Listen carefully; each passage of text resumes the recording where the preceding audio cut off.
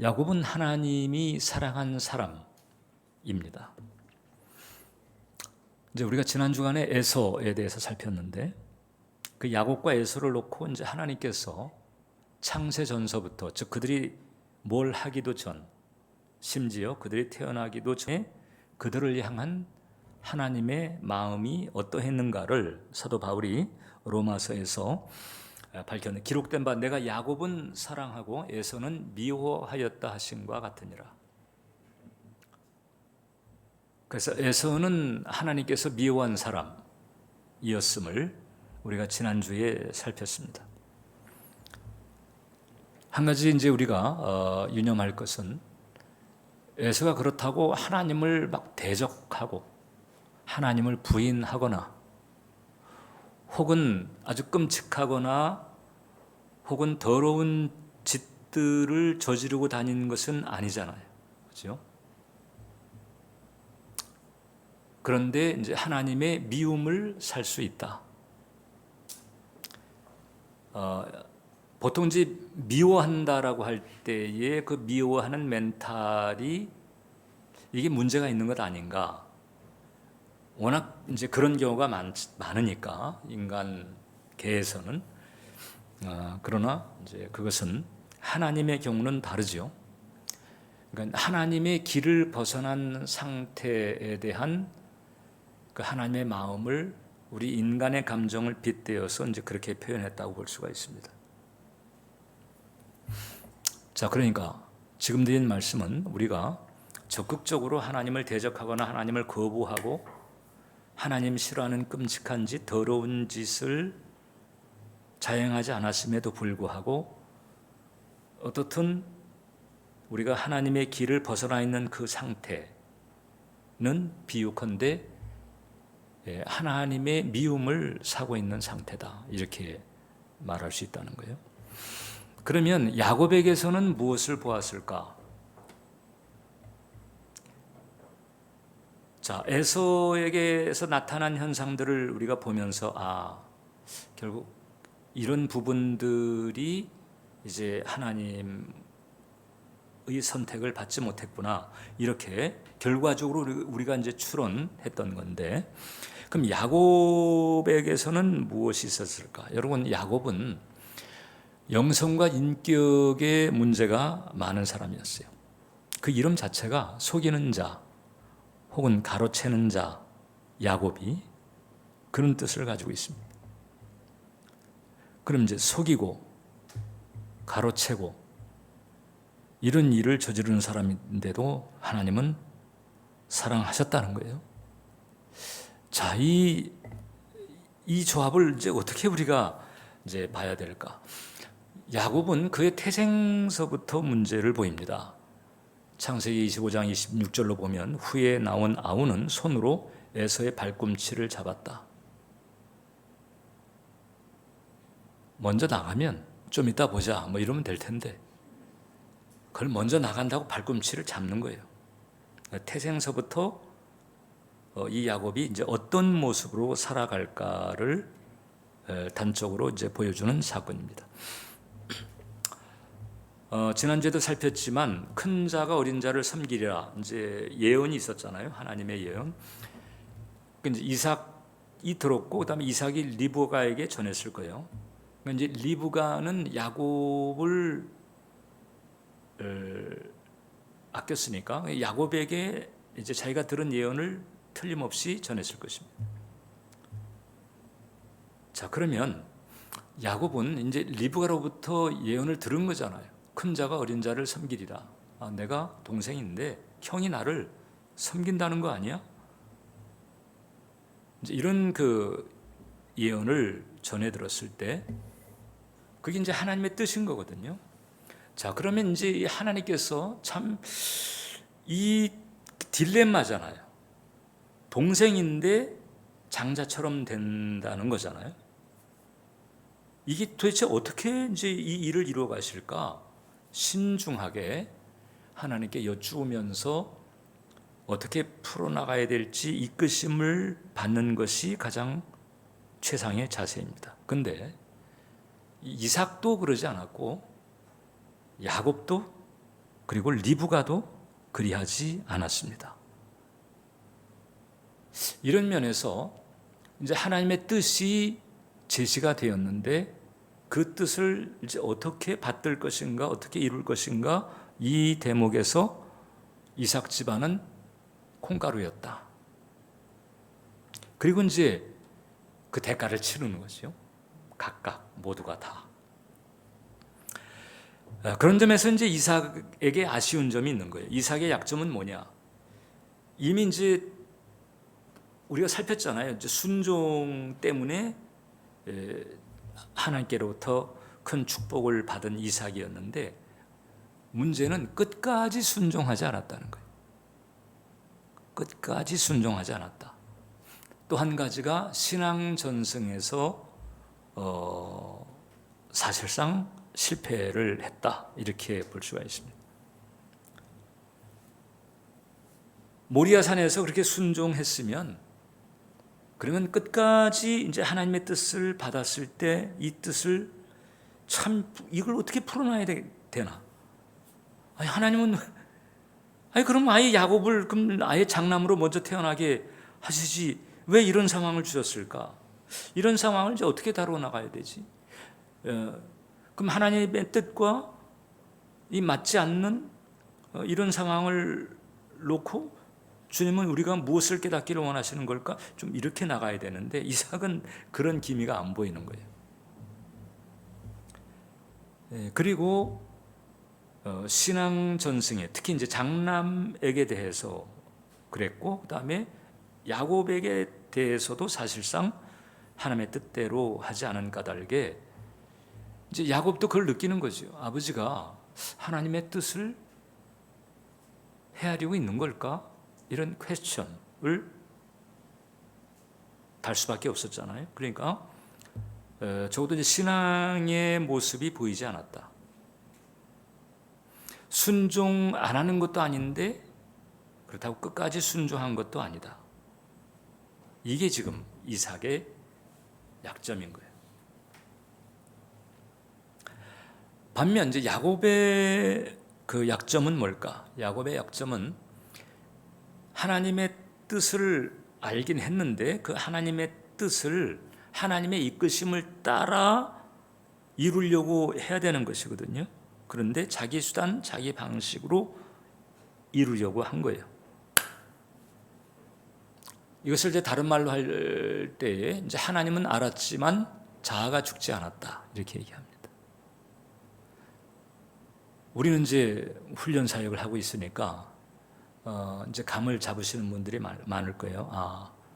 이 거짓 자아가 육신이 이 십자가에 못 박혀지지 않았구나.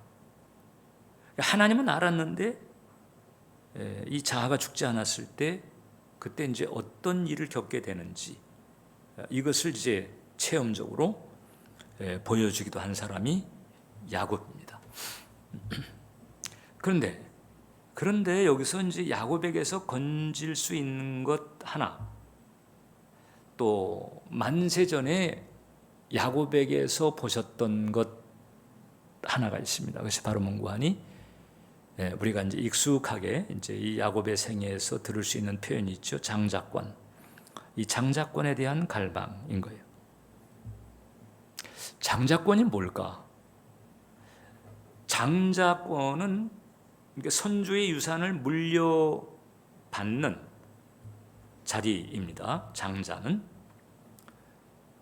특히 이제 이스라엘 백성들에게 있어서 장자 혹은 초태생, 이것은 하나님에게 속한 것이라고 하는 개념이 있어요. 출애굽기 34장을 보면 모든 초태생은 다 내 것이며 내 가축의 모든 처음 난 수컷인 소와 양도 다 그러하다. 모든 초태생은 다 내 것이라고 하는 거예요. 그러니까 이 장자는 이제 하나님의 것인 거예요. 물론 차남이라고 해서 하나님의 것이 아니냐? 삼남, 사남 하나님의 것이 아닐까? 그건 아닌데, 특히 이제 법적인 지위를 보장받는 이제 그런 특히 이제 상속자 개념에서 법적인 지위를 인정받고 보장받는 그런 라인, 이것이 바로 장자권인 거예요. 그래서 이제 요약하자면 장자는 하나님의 소유된 사람이다. 이게 바로 이제 구약 성경에 흐르고 있는 아주 중요한 신학적 포인트예요.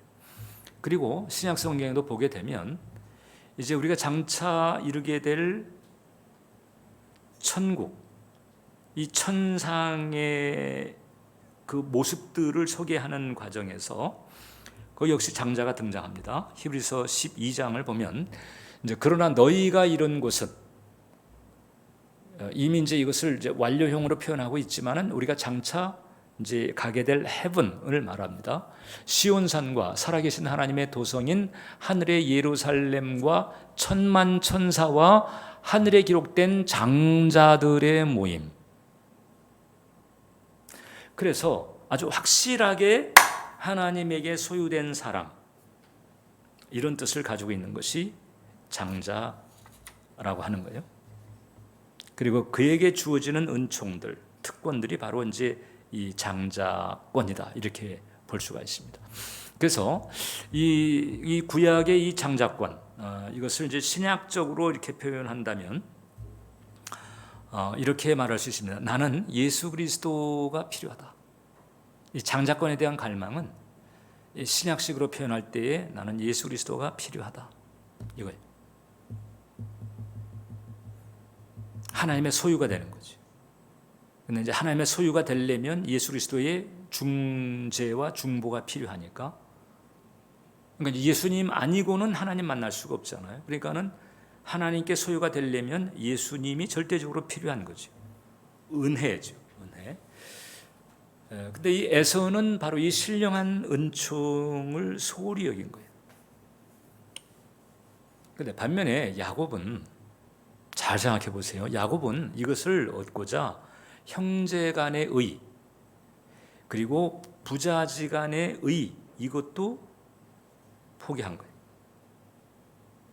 형제간의 원수되고 부모에게 버림받는 일이 있다 할지라도 난 이것을 붙잡아야 돼. 이게 이제 야곱이 하나님께 사랑받는 이유인 거예요.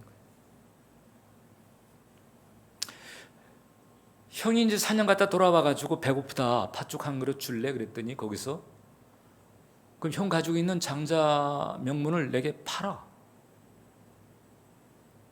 자, 그럼 일단 이제 팥죽 먹기 전에야 배가 고프니까, 그러니까 이제 오케이, 이렇게 이제 쉽게 하겠지만 일단 배가 부른 다음에는 생각이 안 되겠어요? 예? 어느 정도 분별이 있는 사람이라면 괘씸하죠. 아니, 형제지간에 말이야, 그 팥죽 한 그릇 가지고 거기서 무슨 장자의 명분을 살려고 그래? 이 괘씸한 놈. 이 형제의 의가 상할 수 있는 거지. 아버지를 속이고, 속인 거예요. 아버지를 속이고 그냥 천연덕스럽게 거짓말을 계속 해대면서 아버지를 속이고, 그 다음에 이제 형의 것을 가로채는 거잖아요. 그러니까 팥죽 한 그릇이 문제가 아니고, 나중에 이제 에서가 죽이려고 살기를 품잖아요. 그러니까 형의 것을 가로채는 거예요. 이제 이것 자체가 사실 목숨을 걸어야 되는 일인 거예요. 이게 그냥 한번 너 왜 그랬냐, 그러지, 왜 그렇게까지 했어, 이렇게 하고 넘어갈 일이 아니고, 아버지에게 저주를 받고 그 다음에 형에게는 죽임당할 수도 있는, 여러분 형제지간에 돈, 권력 문제 가지고 벌어지는 비극적인 상황이 세상에 얼마나 숱합니까? 예전에는 왕이 딱 되잖아요. 그러면은 그 다음에 형제들은 병신만 놔두고, 병신 내지는 병신같이 사는 놈만 놔두고, 제법 머리가 돌아가고 좀 똑똑하다 싶은 이런 형제들은 다 은근히 유배를 보내고 트집을 잡아가지고 사약을 먹이고, 아니면은 신하들을 시켜가지고 빌미를 잡아서 상소를 올리게 하거나, 그럼 떠밀려서 마치 처리하는 것처럼 이런 식으로 제거하는 예가 얼마나 많은지 몰라요. 성경에도 보세요. 네? 그 기드온의 그 아들 아비멜렉이 자기 형제 70명을 그냥 학살을 해버리잖아요. 이 축복을 놓고 형제간에 이런 일을 벌인다는 것은 목숨을 건 거예요, 여러분. 그러니까 야곱의 그 장자권에 대한 갈망이라고 하는 게 그냥 뭐 이렇게 조금 관심을 가지고 뭐 흥미, 호기심을 가지고 이렇게 달라붙은 정도가 아니고요. 목숨을 걸은 거예요. 그런데 야곱이 갈망한 것은 재물이나 지위가 아닌 거잖아요. 장자권이다. 그런데 제가 볼 때는 이삭도 장자권에 대한 갈망, 장자권이 얼마나 복된 것인가에 대한 깨달음 없었던 것 같아요. 네? 좀 이삭한테는 좀 미안한 얘기지만 이삭이 정말 그 장자권의 중요성을 알았다면 그냥 별미 하나 가지고 지금 아무에게는 아니지만 이게 별미 하나 가지고 장자권의 향배를 이렇게 판단하는 이런 경박한 일은 안 했을 거예요. 근데 이삭은 그냥 자동적으로 얻다 보니까 거의 귀한 줄도 몰랐을 가능성이 많다. 야곱의 갈망에 못 미치는 이삭의 영성이 적어도 장자권이 가지고 있는 그 은혜의 소중함에 대해서는 야곱보다 모르는 거예요. 야곱보다 몰라요. 이삭에게 순종이 있었지만 갈망이나 목마름은 없었어요. 만약에 그걸 알았다면, 그 중요성을 알았다고 한다면 에서가 안타까워가지고 너 에서야 너 그거 팥죽 한 그릇에 팔아버린 거를 못 들었겠어요? 그 서클에서 그거 야 너 그게 어떤 건데 너 그러고 있어. 불러다가 야단칠 일이죠. 그런데 이삭에게 그런 게 없었어요. 자동으로 장자가 되다 보니까 그냥 그러려니 이렇게 했을 수 있습니다. 이삭이 구한 건 별미였어요. 아쉬운 거죠. 그러니까 이 야곱의 갈망, 야곱의 이 사모함, 목숨을 걸었다는 거잖아요. 형제간의 의, 그 다음에 이 부자지간의 의, 이것을 그냥 내려놓자. 난 이것을 내려놓은 한이 있다 할지라도 나는 이 장자권 난 붙잡아야 돼. 이제 이걸 하나님이 보신 거죠. 그리고 이런 야곱이 옳았음을 이제 증명한 사건이 바로 베델에서의 신비한 꿈을 통해서 하나님 만나는 사건입니다. 베델에서 신비한 꿈을 꿨고 심상치 않은 꿈을 꿨고 거기서 이제 하나님의 약속을 듣는 거잖아요. 우리가 서두에서 읽었던 그 본문. 근데 그 이제 베델에 갔기 때문에 하늘이 열렸고 그 다음에 이제 하나님의 음성을 약속을 직접 들은 거잖아요. 그게 여러분 베델에 갔기 때문에 그런 거죠. 그 베델에 갔다는 게 뭐예요? 이전에 살고 있었던 부엘세바 거기를 떠났다는 거잖아요. 거기를 떠난 거예요. 장자권 딱 붙들고 익숙했던 터전 그냥 거기 머물러 있으면 아버지께로부터 유산 받고 어떻든 자기 능력 발휘해가지고 자기 앞가름 하면서 뭐 자기 사업, 자기 생활 챙길 수 있는 그 익숙하고 유리한 조건 그걸 털어버린 거예요.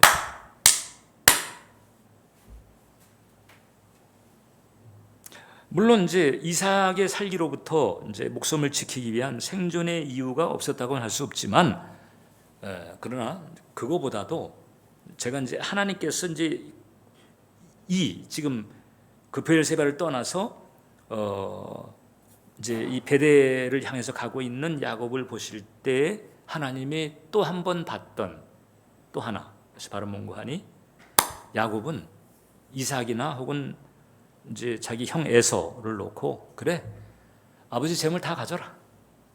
아버지 재물 다 가져라는 거예요. 나에게는 하나님 장자권이 있다는 거거든요. 하나님이 이거를 보신 거지요.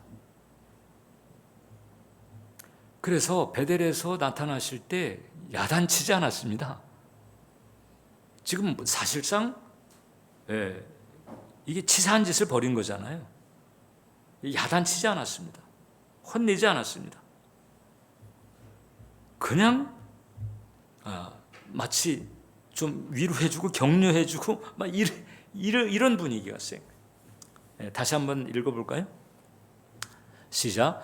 또 본즉 여호와께서 그 위에 서서 이르시되 나는 여호와니 너의 조부 아브라함의 하나님이요 이삭의 하나님이라. 내가 누워 있는 땅을 내가 너와 네 자손에게 주리니 내 자손이 땅에 티끌같이 되어 내가 서쪽과 동쪽과 북쪽과 남쪽으로 퍼져나갈지며 땅의 모든 족속이 너와 네 자손으로 말미암아 복을 받으리라. 내가 너와 함께 있어 내가 어디로 가든지 너를 지키며 너를 이끌어 이 땅으로 돌아오게 할지라. 내가 내게 허락한 것을 다 이루기까지 너를 떠나지 아니하리라 하신지라. 저는 목회 40년 가까이 열심히 하고 충성하고 이랬는데도 받기 힘든 약속을 세상에 사기치고 가족들 마음 다 상하게 하고 도망가는 이 야곱에게 하나님께서 지금 이 약속의 내용을 보세요. 어마어마하잖아요, 사실.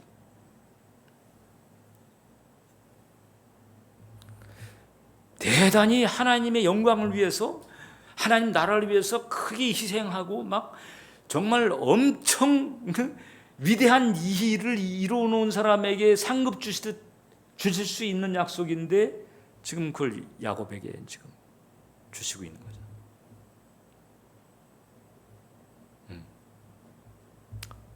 지금 이제 우리가 나눴던 그 부분을 이제 하나님께서 보신 거죠. 그리고 이제 이 베델에서 야곱은 듣기만 했던 하나님을 직접 체험하는 은혜를 받습니다.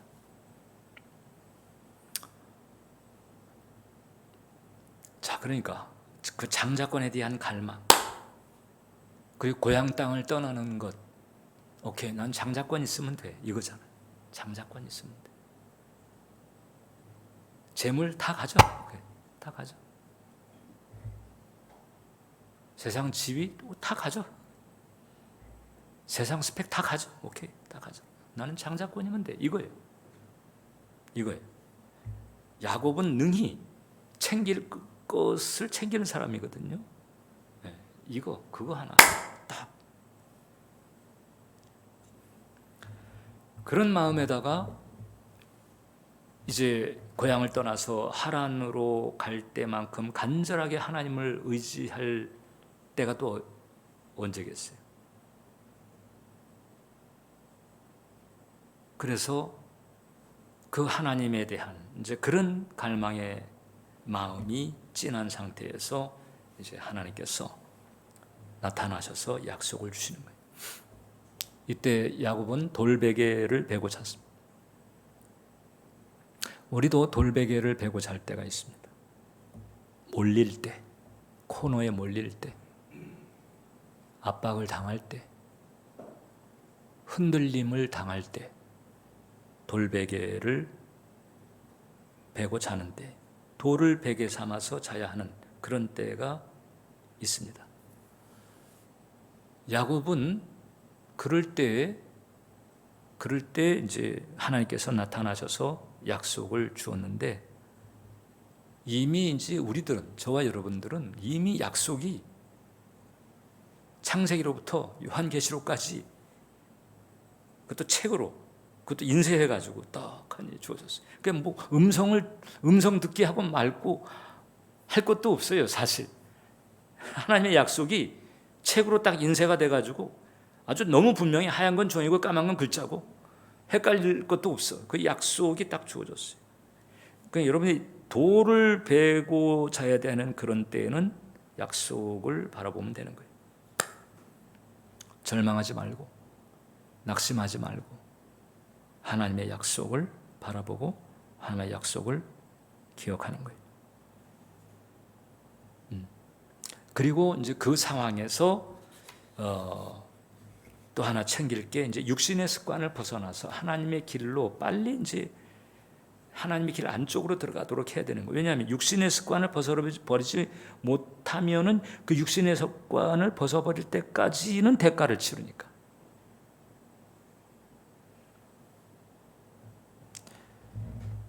그게 길이 많이 벗어나 있으면은 이제 대가를 많이 치르겠죠. 조금 벗어나 있으면 이제 조금 치르겠죠. 자, 그러니까 이제 육신의 습관을 빨리 벗어나서 하나님의 길로 행하도록 하는 것이 대단히 중요하다. 야곱이 우리에게 이것을 가르쳐 주고 있는 거예요. 우리들은 이제 뭘 갈망하고 있는가 이것을 생각해 봐야 됩니다. 정말 그 은혜에 대해서, 영생에 대해서, 하나님 나라에 대해서, 하나님에 대해서 난 정말 형제간에 의가 상할지라도, 부모와의 사이에 의가 상할지라도 나는 이 은혜, 이 영생에서 오는 은혜, 하나님의 나라, 주님, 이 부분을 내가 놓칠 수가 없다. 이런 갈망이 있는가? 누가복음 14장 26절을 보면 무릇 내게 오는 자가 자기 부모와 처자와 형제와 자매와 더욱이 자기 목숨까지 미워하지 아니하면 능히 내 제자가 되지 못한다. 목사님, 그럼 신앙이 좋으면 그건 가족들하고 삭막해지나요? 그건 아니에요. 신앙이 좋으면 하나님의 아가페가 또 풀풀 넘치기 때문에 세상 사람들이 가족에게 대하는 것보다 더 사랑으로 하게 되고, 더 다가가게 되고, 더 품으려고 하고, 더 용서하려고 하고, 그렇게 되는 거예요. 그렇게 되는데 적어도 주님과의 관계에서 그 사이에 이게 끼어드는 것은 우상이 된다.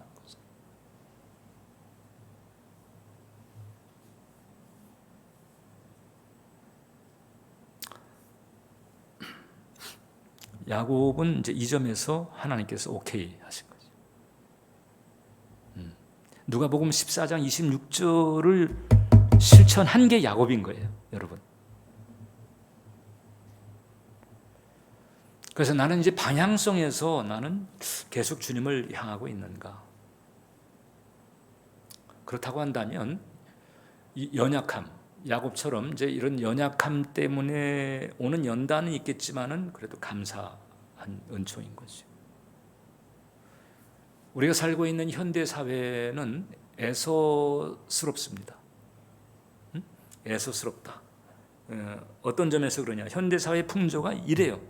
내가 지금 배고파 죽겠는데 장사의 명분이 다 무슨 소용이냐? 내가 지금 돈이 급하고 지금 뭐 이런 거 저런 게 현실적으로 급해가지고 내가 다급한데 예수 그리스도가 무슨 상관이냐? 이게 현대사회 풍조잖아. 에서가 그런 사람이에요. 에서가 그랬다는 거예요. 그런데 이 야곱보다도 참 어떻게 보면 야곱 못지않은 그런 갈망을 가지고 있으면서도 야곱과는 비교가 안 될 정도의 그런 그 성품이나 인격을 가지고 있었던 사람, 짐 엘리엇, 그 에콰도르에 복음 전하려고 하다가 순교한 청년 선교사 있잖아요. 그분은 그런 얘기했습니다. 영원한 것을 얻기 위해 영원하지 않은 것을 버리는 자는 바보가 아니다. 자, 그러니까 인격이나 매너 혹은 어떤 육신 이런 연약함은 있었지만은 적어도 은혜에 대한 갈망 이 측면에서 야곱은 지금 엘리엇이 말한 요 본질을 잡고 있었던 사람이다.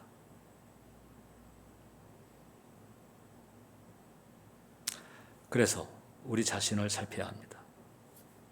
나는 에서스러운가? 혹은 나는 야곱스러운가? 기도하겠습니다. 살아계신 주님, 왜 에서였는지 그리고 왜 야곱이었는지 살피게 하셨습니다.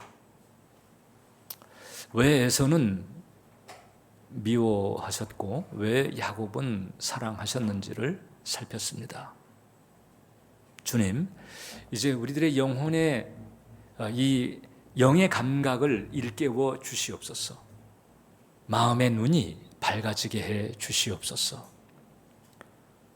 이 썩어질 것으로 가득한 이 세상 나라, 이 너머에 영원하고도 불변한 그리고 엄청난 스케일의 하나님 나라가 있음을 깨달아 알게 하셔서 이 복음적인 세계관으로 뒤집어지게 하시고 복음적인 가치관으로 뒤집어지게 해주셔서 야곱이 창자권을 갈망했듯 우리도 그 갈망의 마음으로 주님을 붙들며 은혜를 붙들며 영생의 길을 걸어갈 수 있도록 도와주옵소서. 예수님 이름으로 기도합니다. 아멘.